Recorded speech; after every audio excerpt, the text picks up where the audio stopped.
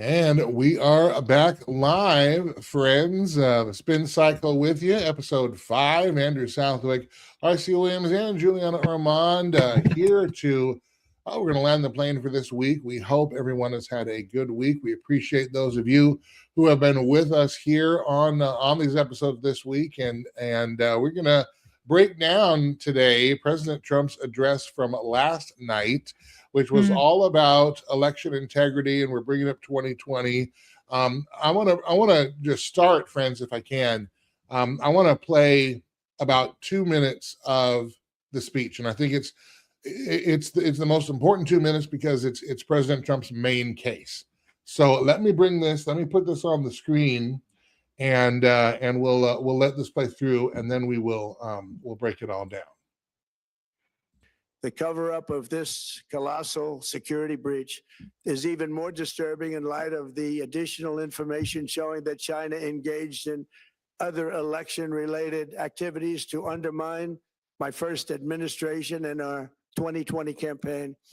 They did not want, and they just didn't want it. They fought like hell not to have it, Donald Trump, to win, and for good reason. As the documents we are releasing show, CIA reporting explicitly stated, and I quote, in mid-2018, the Chinese Communist Party's policy was to leverage all domestic and foreign elements that were opposed to the U.S. president in an effort to reduce the U.S. president's votes and make him resign or prevent his re-election. Isn't that nice? Also, in mid-2018, China was working to influence the results of the U.S. midterm elections and later the results of the 2020 presidential election itself. Separately, in mid-2019, the Chinese government's strategy against the United States was focused on undermining domestic confidence in the U.S. president. They wanted to just make you sound like your president wasn't so hot, when actually your president has done a great job. And they did everything possible to do exactly that. Going on, this document says, and this is by the CIA, the strategy included efforts to use Chinese contacts with big U.S. companies to influence U.S. business leaders to turn against the President of the United States of America. The Chinese government sought to identify U.S. journalists who had reported negatively on the U.S. president and pay them large sums of money to write more negative articles about him, as many as they could, and they didn't care what they said. The Chinese government wanted U.S. president to lose the next election, and the reason they wanted me to lose is because they knew I was wise to them, charged them billions and billions of dollars worth of tariffs, and built the strongest military anywhere in the world. We have the strongest military anywhere in the world. These are exact quotes from the CIA reporting. Okay, so that's the main case from last night. Welcome those of you who are checking out the podcast here. Okay. Anyway, here's, I'm just going to set up the scene. All right. He is bringing up documents, and these documents are damning. And it is incredible that he had these documents in 2020, and he's got evidence from back. He's citing evidence from all the way back in 2018. Here's the thing. It's 6 years later. We had this evidence in 2020. We didn't do anything about it. We had it the 3 months after the election, but before Trump left office. We didn't do anything about it. Then President Trump did encourage us to protest peacefully, and that is what he said. January 6th, we gathered. Some trespassed, and that's on them. Some did some vandalism, that's on them. But by and large, that was nothing like the summer of Floyd. We all know that.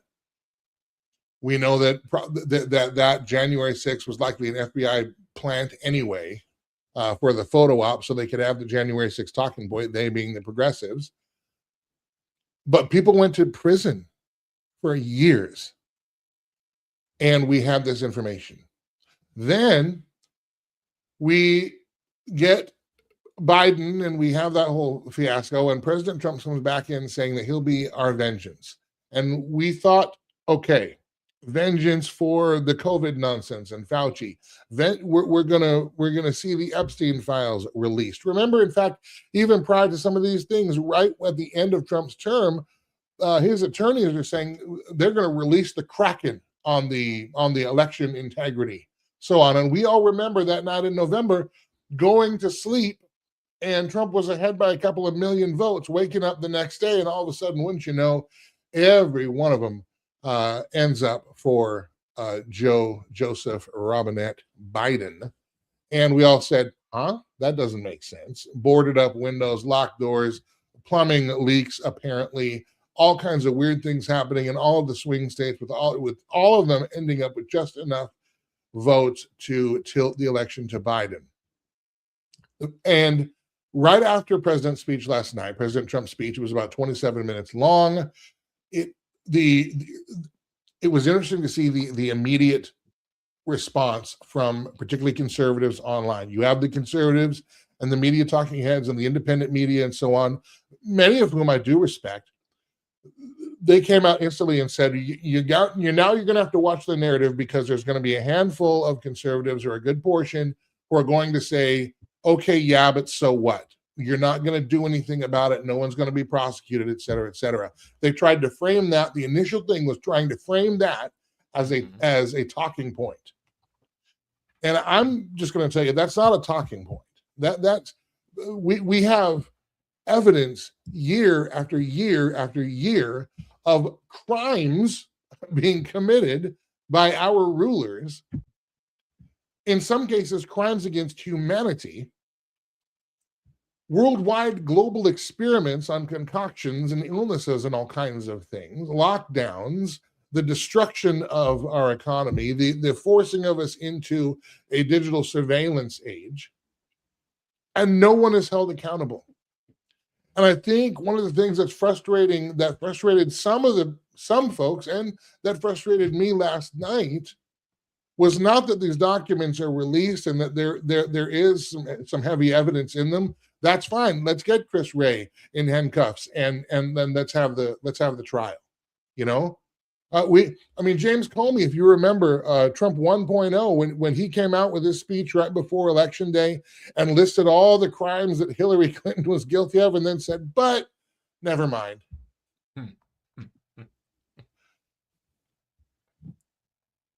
I think the thing that people just find unbelievable is the fact that we have hearing after hearing, we have document dump after document dump, and no one is held accountable. For example, if the 2020 election were so stolen as it has been characterized to be,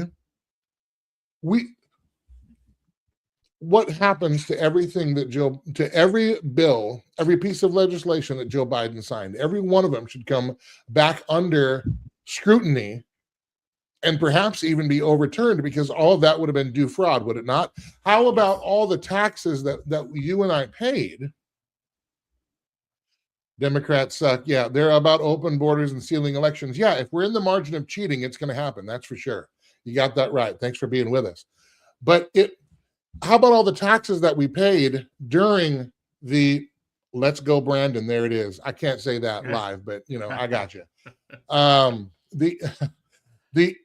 the taxes that we paid that were, Joe Biden's term, the Biden administration's taxes, shouldn't we get a refund of those? If this is if this is all fruit of the poisoned tree, that should all be coming back to us. And by the way, and all these people, the Faucis, the Rays, the Comeys, go down the list,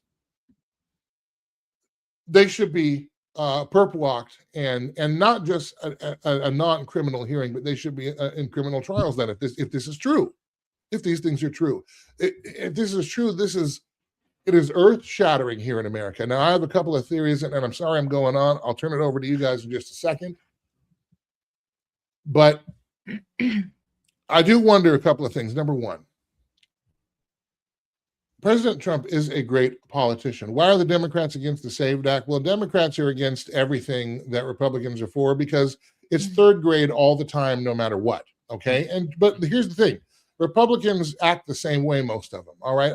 Most of DC is brain challenged because they want to cheat, but both of them do. Come on, let's be honest. But they're against SAVE Act. And the SAVE Act isn't necessarily God's gift to everything. It requires the real ID as the enforcement mechanism, and real ID, as we know, is going to be used for mass surveillance and tracking and trailing of you and I, the American citizen. So, there are ways to do that, but they're going to put the SAVE Act now, tried to tie that with the NDAA to merge U.S. and Israeli armies together and make a must-pass bill of just of things that are really going to I think hurt America. Anyway, I'm sorry I'm getting sidetracked there. Back to what I was about to say. President Trump is a master politician. He's a master marketer, and he's brilliant at it. He knows how to run the room. He knows how to control the media. He is a smart person. You don't get to those places. You don't have his kind of portfolio without being an intelligent individual. I don't want to take any of that away.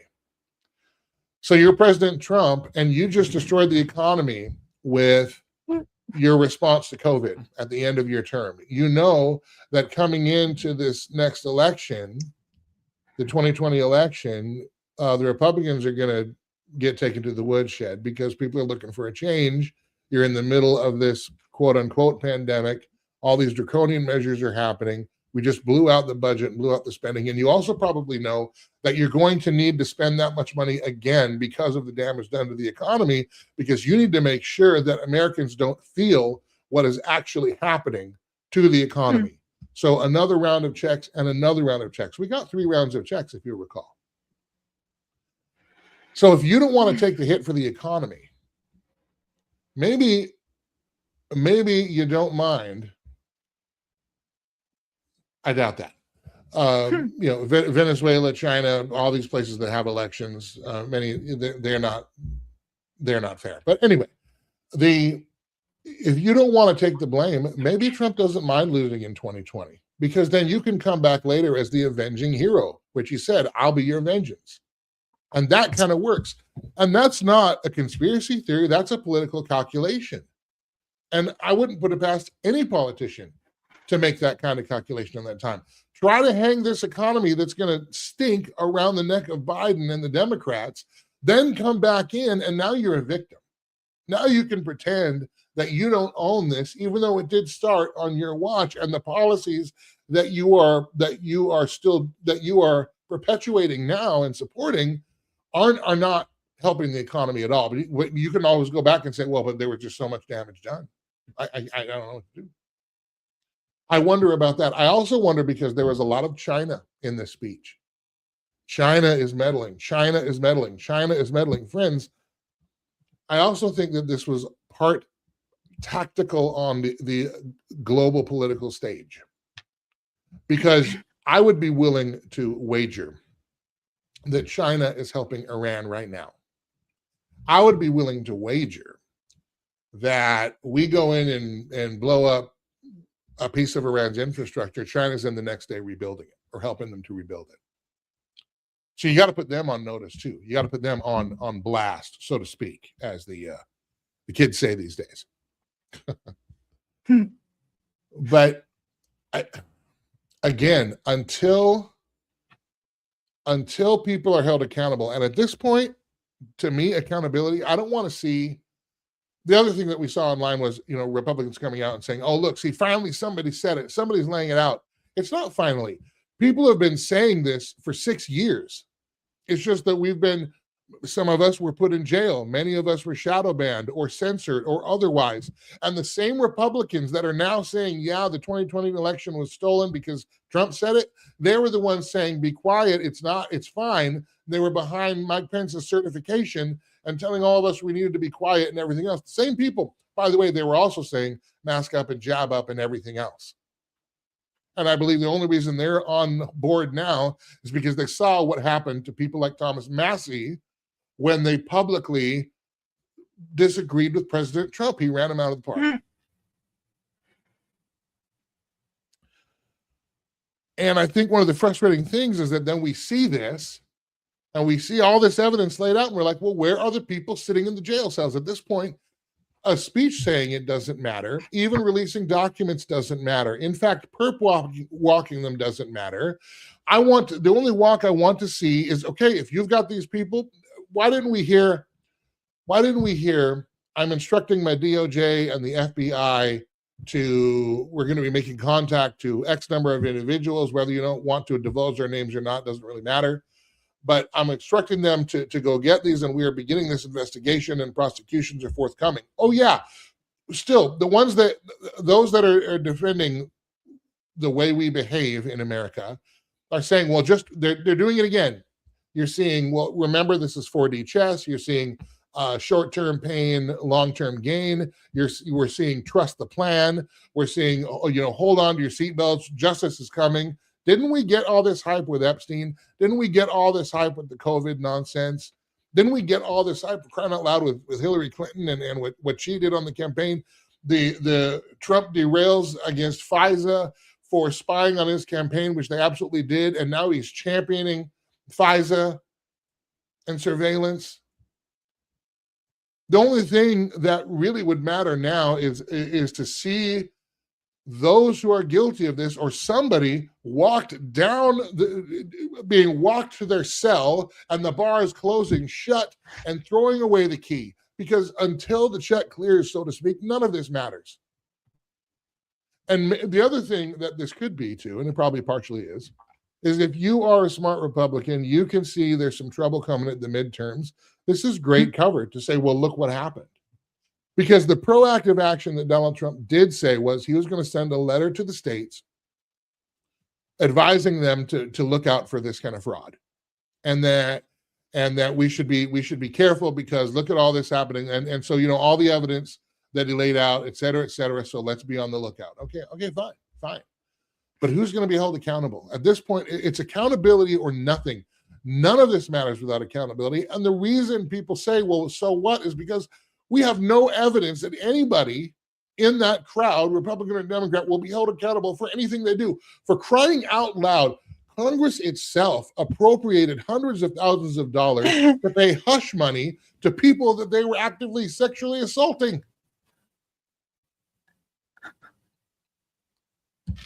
And we know that because they admitted it. So if we think that somehow now that they're looking for justice, I don't see any evidence to that at all. And this is Republicans and Democrats. And my issue here it does not center on the person of Trump.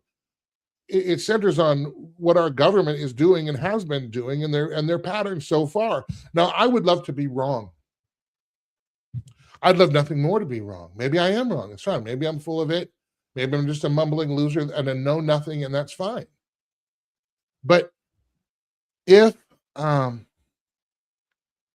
somehow prosecutions actually do happen, exactly. Hey, Valerie, good to see you on Facebook. Exactly. There were no new arrests. There were no prosecutions. That's exactly what I'm saying. And even if there was an arrest, it wouldn't matter. It doesn't matter unless there's a conviction at this point, unless somebody's sitting in a cell. It doesn't matter. This is all theater. It's for other purposes. I believe it is to accomplish certain things, but I don't think it has much to do with justice over this particular issue. Oh, okay, guys. I have a little bit more on this, but I'm going to stop here because that was like an 18-minute monologue, and I apologize for making you sit there. But honestly, unless we're going to have people in prison cells paying for it. You know what? How about this? We don't even have to put them in prison. I have an idea. How about this? Let's take everybody who's a suspect. We'll prosecute them. Okay, we'll have the fair trial, and then we'll take all the guilty people and we'll buy them an all-you-can-eat buffet at Taco Bell. Okay, at least there will be some kind of consequence. All right, that will be lasting, and they will be sitting alone in a room for a long, long time. At least we will have that, if nothing else. All right, you guys talk for a while. Gosh. I'll just start by saying that we're at the point now that we just have to recognize the fact that, what you see is the evidence. I mean, in forensics, we talk about when you're seeing points of evidence that leads you to a conclusion, we can't conclude otherwise. Okay. RC and I were so politically involved once upon a time, and we actually started backing away going, whoa, this is like really negative. There's a lot of criminality stuff going on over here. We didn't want a part of what we were seeing. And we retracted and went and said, you know what? We need to be looking at Watchman Action, only talk about Watchman Action, and telling the Watchmen that you see this. I mean, everything that you said, Andrew, was completely spot on, 100% spot on. I don't even have anything to add to that. Right. But we're saying, hey, Watchmen, you see exactly what we're seeing. How are we getting together and saying, we're not going to deal with this anymore? Exactly. And nothing that I said, all I did was I just recounted what we've lived through for the past 6 to 8 years. Exactly. And that's only that small microcosm of time. And in that small microcosm of time, we've now seen the pattern, up front and in person. I'm sure, obviously, clearly it was going on prior to that. We just didn't know enough about what we didn't know. But now they're doing it right in front of our faces. And for President Trump to come out and make this speech, if people are not held accountable, what is it then? Hey, look at all these guilty people. We're going to do nothing about it. What are you going to do? Andrew, so you got a couple of things in there. You got the trust the plan in there. You got the 2 more weeks. You got all that in. But here's what you guys missed. And I'm doing this for the audience too, because I'm going to tell you why you didn't see the stuff that you're saying that you didn't see. It is simply because you did not go to Real Raw News and get the EBS feed of Trump's speech. Now, I'm saying that for a bit of levity. People were online yesterday talking about, this is going to be the activation of the EBS system. The EBS system died years ago. Coming from a broadcaster, it's now the EAS system. So let's stop that foolishness, right? And Real Raw News is a satire site, right? Nobody's in Gitmo or anything like that. Okay. That said, Andrew, I think that the way that you walk people through, and I encourage people, if you're watching this after the fact, make sure you go back and listen to Andrew's monologue, because you broke down the entire core of the frustration for Americans who want to agree with President Trump, right? And great, maybe whatever is going on in Fort Pierce with the grand jury, this was timed in some way. It is not an excuse, though, for the 6 years of having it and not dropping the hammer and showing people that justice is truly blind. And if you do bad things will happen to you. There is a consequence for doing those things. Andrew, we talked about it earlier this week on the Spin Cycle. You asked me, can Democrats take Trump's finances and leverage something like that in the midterms? And my response to you was yes, but here's what's interesting. We're also one bad event away from the midterms being completely upside down. And now what do you see? You see that China has interfered, and I think they probably continue to interfere, along with any other country that has a vested interest in our instability. They're still doing it, right? But it also gives cover, like you said, for other stuff that's going on. Now you have the cover to go in and justify the Save America Act, which includes the Real ID, which is a crackdown on freedoms, right? It's much easier for you to say, well, look, we need to do this, and you can't do this, and you can't do this, and maybe we should hold off, or maybe we should do all of these things. Now it's been justified in the minds of people who really haven't been paying attention. And that scares me, because one of the things we talk about here on Culture Crossroads and on the Watchman Brief and in everything we write and everything we do is the importance of vigilance. And when you don't have it and you're not willing to work, how your freedoms are chipped away at.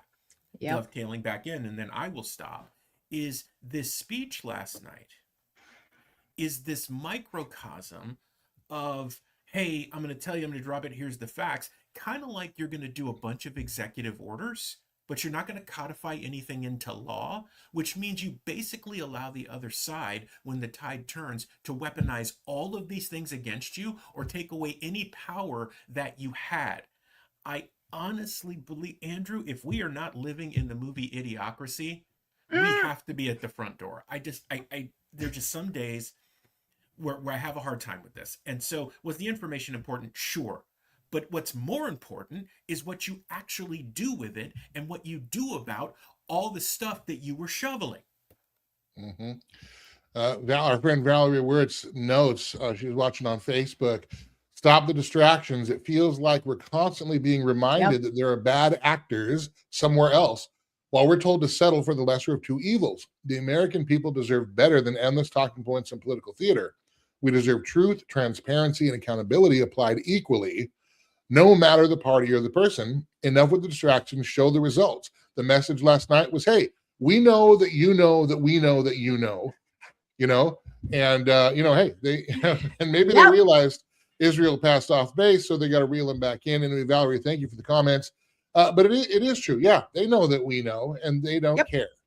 And again, if I hope that we're on here in a week or two doing a great mea culpa for this episode, talking and we're talking about the prosecutions that have come from this giant document dump, so to speak. All right, but and there are damning parts of this document dump, but you're exactly right. You know where a lot of the frustration from the right comes from is the fact that we actually want to support what President Trump and the administration is doing.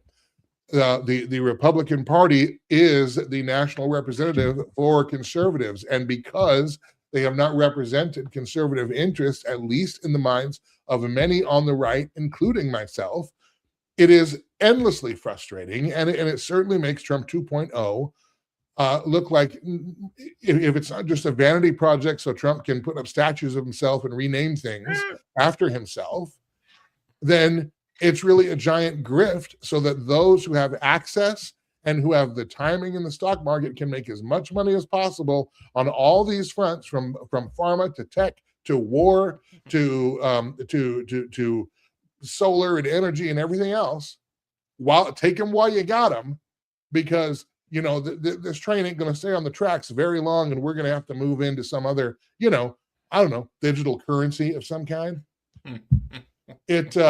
But it's frustrating because we want to be like, yeah, this is it. And I wish I want to be able to do that. And I really wanted to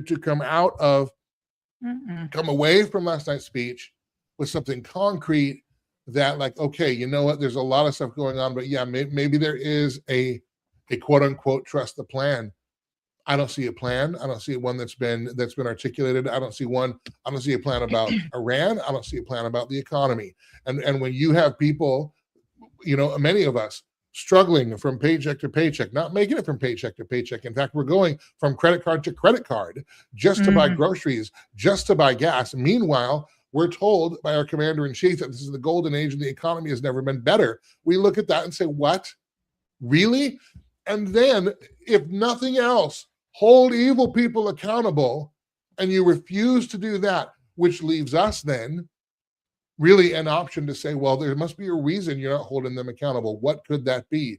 Could it be the fact maybe that there's too many people in on this, and if you start holding people accountable and start tugging that thread, your house of cards comes down? So we always talk about self-interest, don't we? Right? It's all about what's my pocket needing at the moment. I'll keep the charade up. In parenting, we talk about redirecting the children. When they get really upset, you redirect their attention to something else.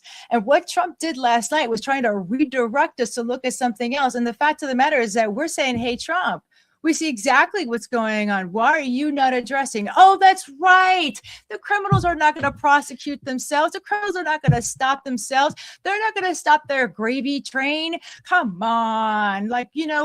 We see what's going on here. At some point, we just need to take a stand and say, from this moment and from this understanding, what they're doing, we see very clearly, because Father tells us that we will know them by their fruits. And I was reading Ezekiel 33 this morning, and it says 33:8, admonish the wicked of his way. Okay, this is what we're looking at, is we're looking at wickedness, and the church needs to stand up. The good people need to stand up and say, we're not going to tolerate this wickedness in our country. Who was it that said that when we see a treasonous government, it's our responsibility to take care of that government? We are the first line of government. We, the people, are the first line of government. It is our responsibility to make sure that our country is saved. What are we doing about it? It should tell us a lot that if we are a nation of government by consent of the governed, and we the people really are the government, it should tell us a lot that it is the government who demands our financial records every year, not us demanding theirs. That's right. It should tell us a lot that the flock cameras are pointed at our homes and our cars and not their offices and their dark, smoky back rooms. That's right.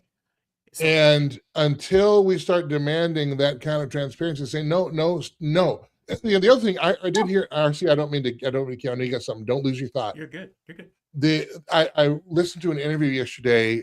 It was on Dr. Drew Pinsky's podcast, and he had an author on, the author of a book called Run Right, and I forget his name, but it's called Run Right, and he's a political strategist, and you know, if people are wanting to run for office, he helps them. Okay, well, where's the best way to do that? And they were talking about political and electoral strategy for conservatives and how we can win more effectively. And of course, he said, well, it's going to start local. Pick races you can win, even if you got a swing, so you can win those over, because eventually that boils up to, city and statewide level, and that's going to boil into the federal level. It's a long-term plan, but it is what it is. And one of the things he said, though, is that, it's funny, no matter what, you can talk to a Democrat and a Republican, you can talk to a liberal and a conservative, or even a progressive and a conservative, and they may agree on a number of hot button things. They may agree that our government doesn't hold each other accountable and lets criminals walk free because they have access and money, or because they have influence, or because they need them for some kind of reason. They may agree that they don't want flock cameras and mass national surveillance. They may agree that we're not really sure what the point of the Iran war is, but if we're gonna be there, let's win, okay? And let's do it quickly. Let's not just sit mired there, and let for the love of Pete, let's not go 60 days and then another memorandum of understanding and then another 60 days so that we can get around the Constitution because we're afraid to take our case to Congress or to the American people. We might agree on all of that, but when we come to when we come to the ballot box, I wish it was the batter's box. When we come to the ballot box, we just vote for one letter of the alphabet or another. And it doesn't matter the person next to that letter. It's an R or a D. And that's why we can say all these things, but it doesn't change unless we will actually look at the name next to that letter and stop voting under this a cult of party personality and vote for the best person. And if the best person is not there, then we should write them in. And by the way, there was another pundit, a very well-known pundit, and again, somebody that I do respect. I haven't agreed with him much over the past a year and a half or so on some things as much as I did prior, but that's okay. It doesn't matter. His platform's a lot bigger than mine, so he's got a lot more influence than I would. But he said, that Trump really is the king of the Republican Party. And if you're looking at 2028, Trump's going to be the one to tell you who is going to be the Republican nominee for president, et cetera, et cetera. And I got to tell you, he's probably right. And that's unfortunate because we are, and again, it's the Republicans doing it. We are rendering we the people useless by ending around the Constitution, by disrupting and making primaries nonsensical, by not holding people accountable, thereby dissuading and discouraging your own base, and then turning around and telling them that, hey, we're in a golden age, and if you don't like it, well, we don't need your vote anyway. Eventually, you're going to get your wish. And I don't know what that looks like. We are in a messy kind of realignment right now, and I don't think anybody really knows in election cycle, 2 election cycles, 3 election cycles, what kind of coalition that brings. But I mean, my goodness, unless we take our blinders off and actually vote for something instead of just, well, whatever, I'm liberal, so I must vote for a Democrat, or I'm conservative, I must vote for a Republican. We all know they're going the same direction. So how about we vote for America instead? Andrew, so let me do this. I'll do this straight into the camera because I think this is important, and I hope somebody clips this and takes it. Mr. President, While we appreciate the information that you presented last night, in future correspondence, please respond accordingly when the prevailing narrative will be X, Y, and Z persons have officially been arrested and are being indicted or charged with the following crimes, which will carry the following terms upon a guilty conviction. Thank you for your attention to this matter, the American people. Amen. I think that's a great place to land the plane here, friends. We can go on, but eventually we start talking in circles. But it did deserve being examined and pointed out, because we, the people, should demand better. I'm not going to say we deserve better, because deserve is kind of it's a little bit of an entitled thing. But if we want a better country, we need to demand better. If we're not going to demand better, then we certainly don't deserve better. You know what I'm saying? That's right. So yeah, RC, nail on the head. Next time, come out with a list of who's indicted and what they're being charged with and what penalties they could have. That's a press conference I want to see. You do that, maybe we're back on the right track. Okay, remember, you can find our show, Culture Crossroads, every Sunday, 5 p.m. Central Time, BeckTV.plus, BEKTV.plus, BEKTV.plus, and it's also on demand, Beck TV Plus app, as well as on the Epic cable company on the Watchmen Action Network, and also Watchmen Brief airs as well. You'll see RC and Julianna on that program, and Spin Cycle airs over there as well, in addition to all of our social medias. And if you are watching on a social media channel today, whether Watchmen Action or a Culture Crossroads or an Andrew Southwick, if you haven't subscribed to our page, please do so. Like the video, help the channels grow, help us grow, because we wouldn't be doing this if we didn't actually believe in it. You notice we're independent. We are not subject to the narratives. We are not subject to the talking points that get released every morning, and they do get released every morning. I know that firsthand. We call the balls and strikes like we see, and we want to point people to the truth. You can do what you want with that. But if you would like the page, subscribe to the pages, we'd appreciate it. All right. Gosh, it's weekend time. It's weekend time. I wonder what's going to happen. The government's going to shut down. What will we do? We'll be just fine, and hopefully so will you. We'll see you again on the Spin Cycle on Monday. Guys, what time are we going to do it on Monday? I have no idea. 12:45. 12:45. We're going to keep that going. All right, 12:45 on Monday, and again, 5 p.m. Central Time, Culture Crossroads. We're breaking down the U.S. and Iran, their military merger, what that could mean. We also, if you haven't seen all of our spin cycles, we've got a spin cycle that we are playing on the program there. And then there is a faith focus that almost exactly mirrors an Old Testament story. And it's a very famous one. So even people casually familiar with Bible stories, it's incredible. And not only that, but it's happening here in America. So that's a big show, 5 p.m. Central on Sunday. Thanks for hanging out with us, everybody. And we'll see you then.